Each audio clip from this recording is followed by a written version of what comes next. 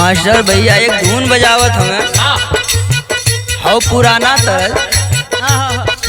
हाय गोरिया तोहर बनल बाजार, हाय गोरिया तोहर बनल बाजार, हाय गोरिया तोहर बनल बाजार।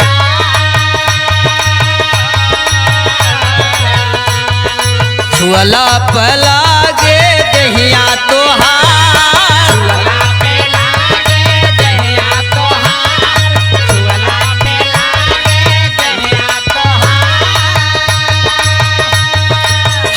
गोरिया तोहर बनल बाजार, छुअला पलागे दहिया तोहार। सींचल बा दूध दही माथा में, अरे माथा में, अरे माथा में। चला ना गोरी एक बार तिवारी जी के बाछा में।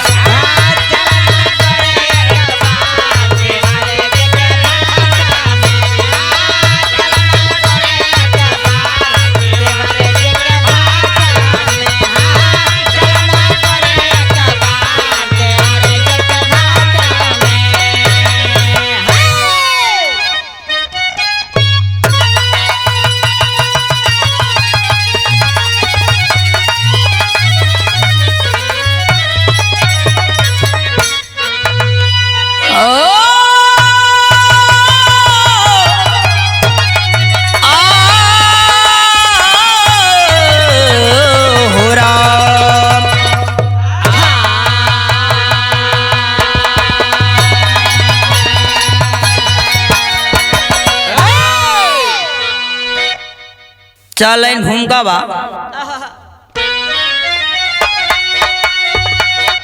औरतों की कला में बुरा क्या भला, जानती रिया चरित्र विधाता नहीं। नाजनी मुस्कुरा करके मारे नजर, तो जिगर खुद भी काबू में आता नहीं। राजा भोज के दरबार में सज्जनों, राज की नर्तकी एक हूरे रही। नाम था लक्ष्य हीरा, नरम थी उमर, गदराई जवानी ये नूर रही।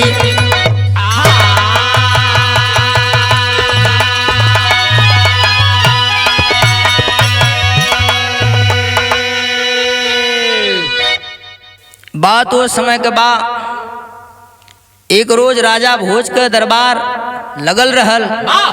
बड़े बड़े दरबारी लोग बैठल न। राजा भोज सोचत हमें, करे यार हमरे राज के जनता हमके बड़ा प्रेम करेले, तो काहे न करे उपलक्ष्य में एक जलसा रख दे। तो राजा यह सोचत हमें जलसा रख दल, दो चार ठे नाचे गावाली के बोला लन। तो देखा जवन नाचे में सबसे खराब नाचे के पहले नचावल जाला, और जवन बढ़िया नाचे वाले के बाद में नचावल जाला। तो बाद में एक नाचे वाली ओकर नाम रहा लक्ष्य हीरा। तो देखा ही लक्ष्य हीरा नाम रहते हीरा मती रहबो कइल। इतना सुंदर इतना सुंदर लोग देखल कल। अरे तो ये एक तर्ज लगल मास्टर,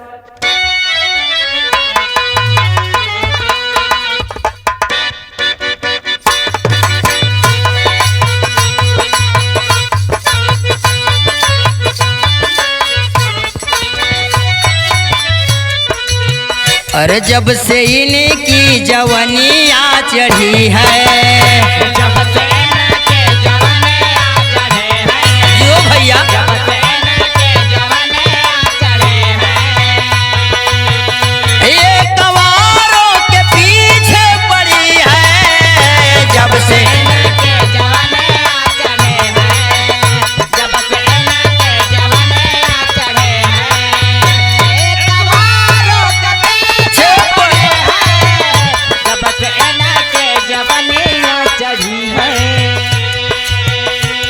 बिरहा में भावा जल गई है संभाले नजाकत, जल गए हैं कमाले नजाकत, जल गए हैं कमाले नजाकत, जल गई है संभाले नजाकत। अरे आशिकों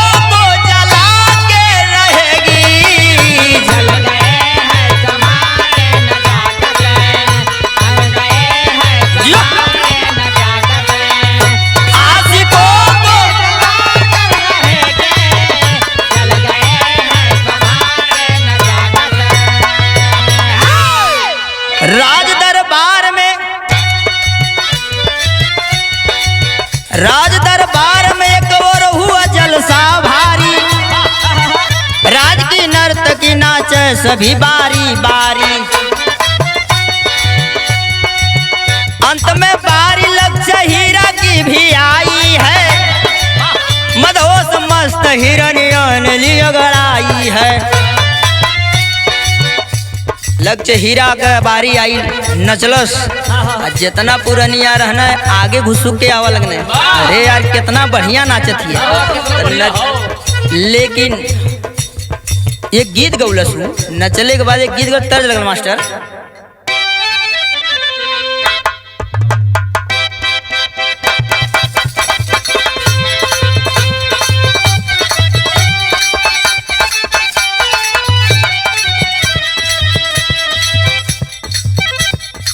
बलमा बेदर्दी, बलमा बेदर्दी, बलमा बेदर्दी,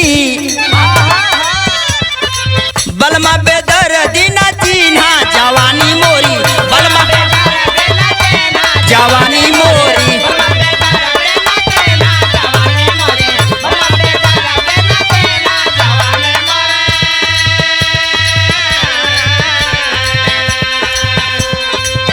एक लाइन और गौलस, 1 लाख का बात बतौलस। रहत नर्तकी गजरा का कीमत नजरिया से पूछो,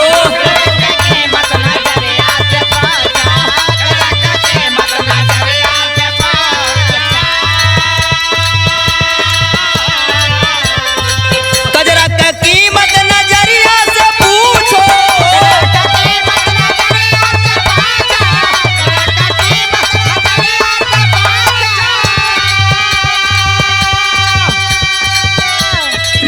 नजरिया से पूछो। जरा कतल कर दीनी जवानी तोरी, जरा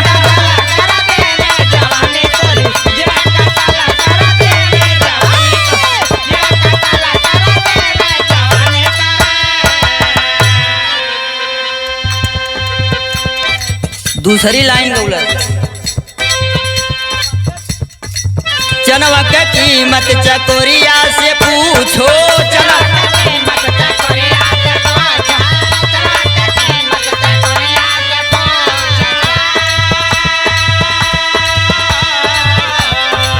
चनवा के कीमत चकोरिया से पूछो,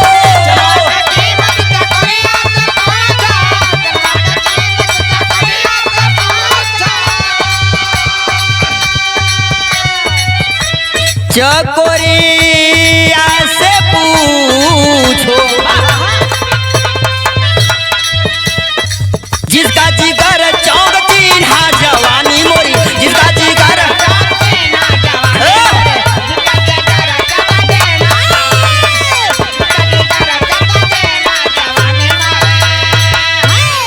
अब नहीं है गावत ही है, गावत गावत गावत गावत तनी कालिदास महाकवि कालिदास हुआ दरबार के बैठल न, उनकी ओर देख के तनी गाय दहलस। तो देखा नाचे वाली तनी देख केहू की ओर देख के गाय दे, तो कहने रे यार तो हमके देख के गावत ही। अब कार्यक्रम चलता हो गई न, ओकरे घरे ओकरे आंगना में बैठल हमें। कार्यक्रम खत्म भल, नर्तकी लक्ष्य हीरा अपने घरे गई, देखलस महाकवि कालिदास के, कलश गे रे भैया तू कहाँ यहाँ? कहना कुछ काम रहल है। कहला हमारी केहन कौन काम तोहार? वो साधु सन्यासी कभी मनई तोपले बतावा लगने, का बताऊले? कह रे मैं प्यास बुझाने, अरे मैं प्यास बुझाने आया हूँ, मैं प्यास बुझाने अरे आया हूँ, दिल मेरा दीवाना लूट गया, मैं दिल मेरा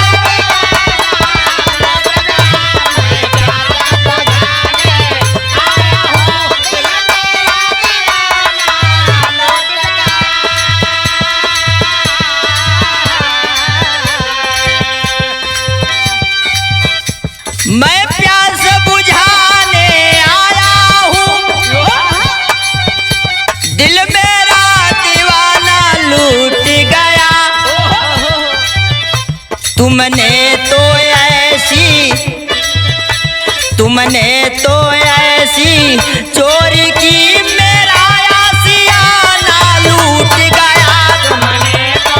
जो भैया आशियाना लूट गया।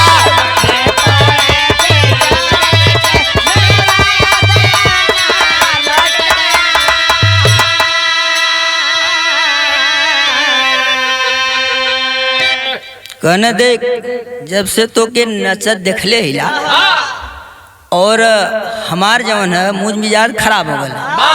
तो एक काम कर कि हमार यहाँ जनता ही काहे बदे आइला, हमार इच्छा पूर्ण कर दे। राज नर्तकी बोलस का कहलस, तो भर अक्षर हीरा बोली सम्माना बुलाती जलने को। कल देखा हम तुह ना बोलूंगी, परवाना जाए के जलन है। नर्तकी रहे बड़ी ऊंची बात कहलस, मैं राजा नर्तकी हूँ कवि जी, राजा की सेवा करने को।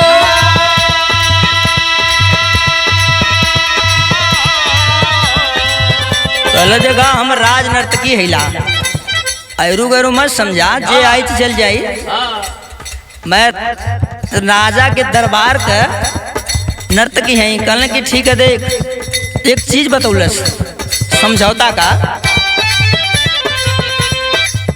मैं राजा नर्तकी हूँ कवि जी,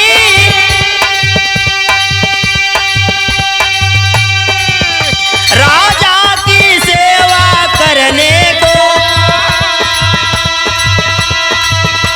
जूठा पानी क्यों पीते हो, जूठा पानी क्यों पीते हो, क्या बुद्धि खजाना लूट गया। पीते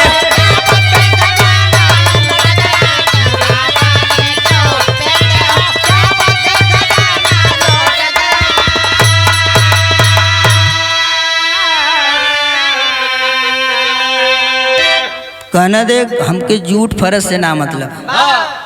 कल ना मनबा जा कालिया तर्ज लगन मास्टर।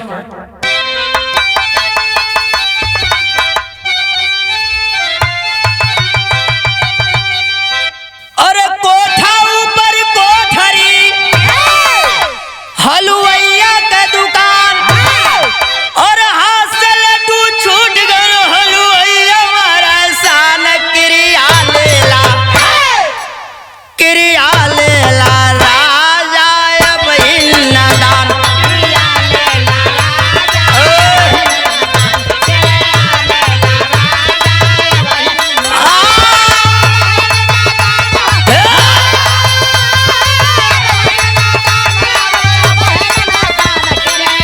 जो भैया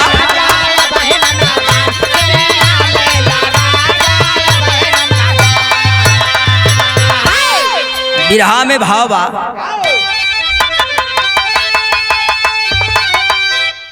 अरे त राजा भोज के पास गई वह नर्तकी खास, अरे कालिदास की बात रात की कहने लगी तिखार। हमारा पीछे अरे हमारा पीछे हमारा पीछे भंवरा भइले तैयार। हमारा पीछे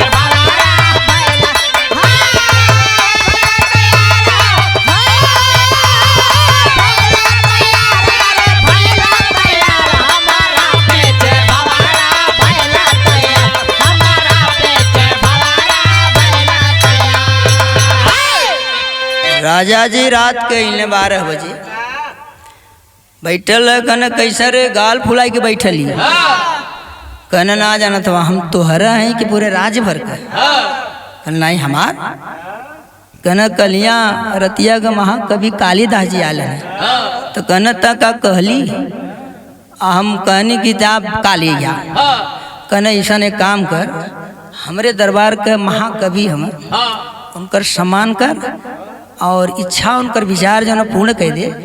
एक काम करिए, का कहना राजा,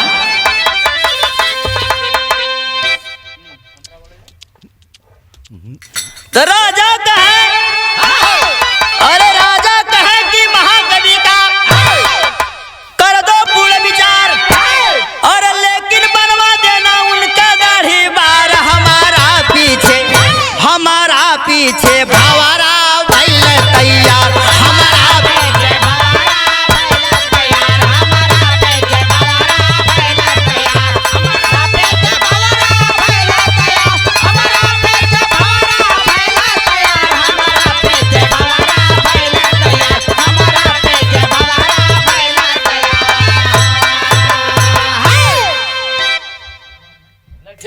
टेरी में भाव लगल मास्टर।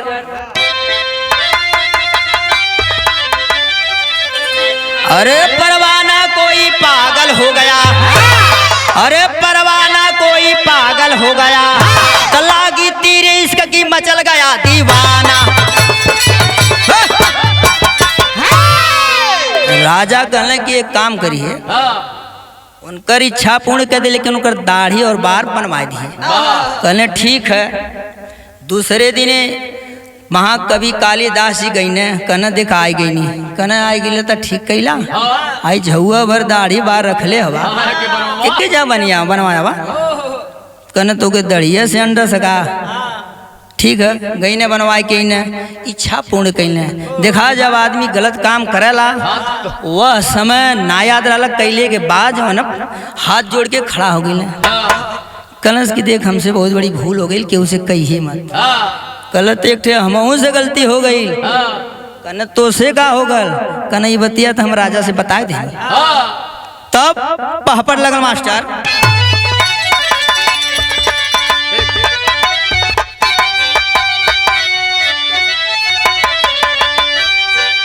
अरे अरे पर इसका मैं भूली गई लागी अनवा रंडी बाजी में, अरे पर इसका मैं भूली गई लागी अनवा रंडी बाजी में, चौपट कैला तू अपन ही मनवा रंडी बाजी में।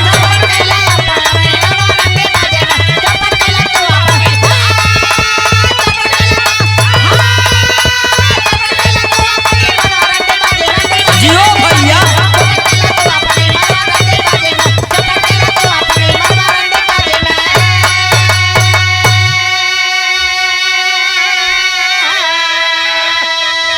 राजा के कहले पर तोहरो सरद हली मुड़वाई हो, मालू होला राजा करी है, अरे तोहरो जगह हसाई हो। अरे दरबार में जाइबा काल बिहनवा रंडी बाजी में, अरे दरबार में जाइबा काल बिहनवा रंडी बाजी में, और सबके आगे झुक जाई गर्दनवा रंडी बाजी में।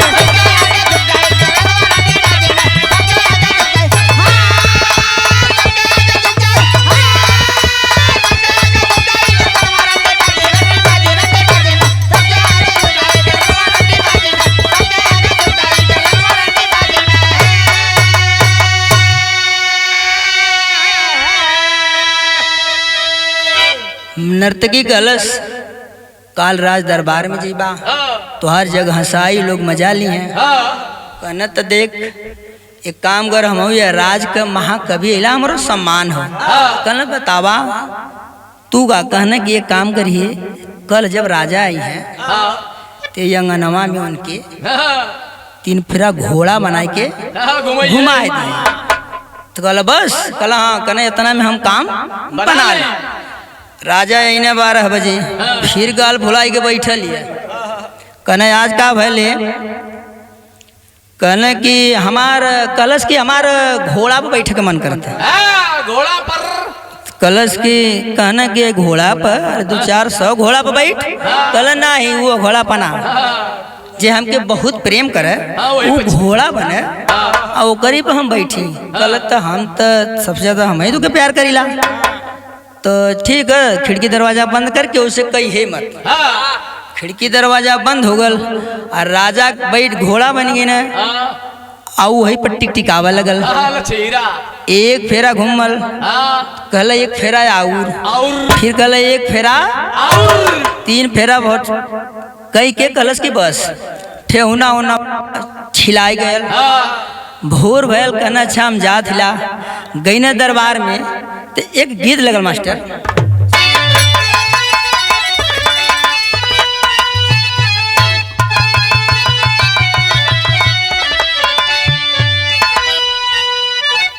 एक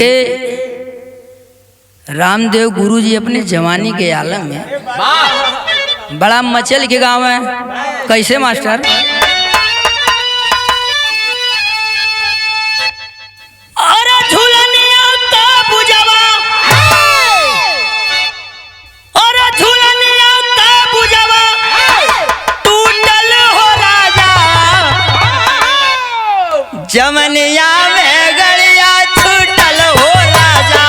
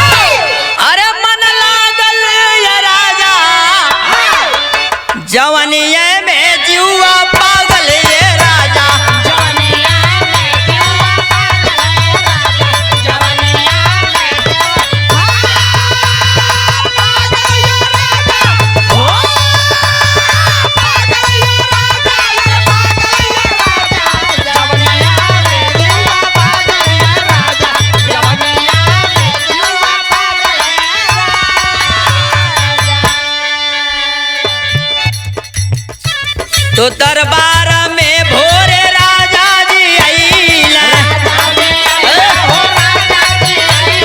दरबार में भोरे तबले मूड़ा मूड़ा कालिदास भेटैला।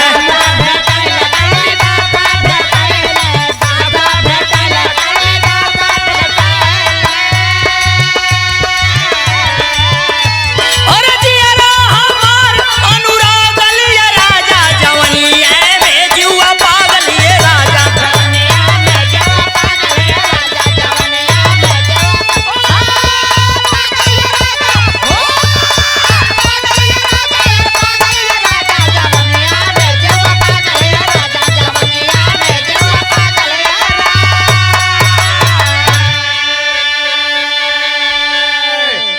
भोर भल राजा दरबार में अइले, तो बोले कालिदास भी आवत हमें, कपारे पर तेल रख ले पा भर, कन कैसन हो? बड़ा सफाचट लगत हवा। ई दाढ़ी बार तुहार कहाँ बन गल?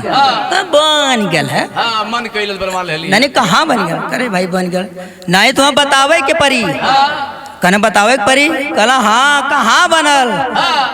कन ना मनबा, कन ना ही बतावे के पड़ी। सब दरबार में दरबारी लोग बैठल में, इनके सामने तो बतावे के पड़ी। तो खड़ी में भाव लगल,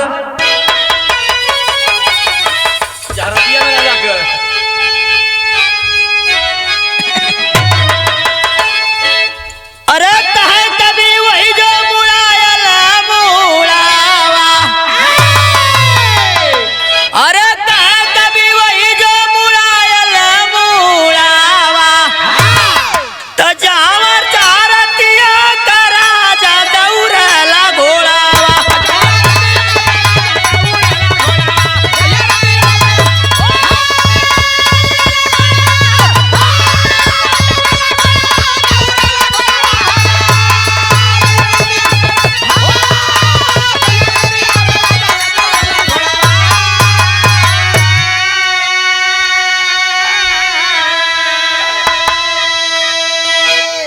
कन वही जो मुड़ायल ई दाढ़ी बार बनल, जहाँ राती के घोड़ा दौड़त रहे। कन घोड़ा कन लगत है कि हवा में तीर चलाओ तो जानत ना हो। तो एक बात कहना,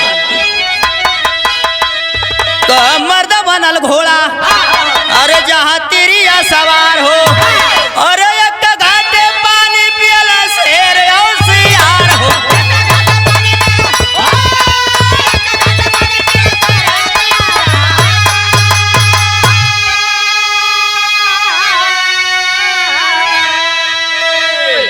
कला बस बस जहाँ वही जो बनल मन से दूर घोड़ा बनल है, अब मेहरारू करीब बैठ के टिक टिक आवत रहे। कल मुसाफिर बात पर्दे में रहे, कल महाराज पर्दे में रही, बात खत्म करा। कल बस बस तब तल्लजित भइल राजा पाके, कभी का इशारा और फिर नहीं कैल मजाक दोबारा।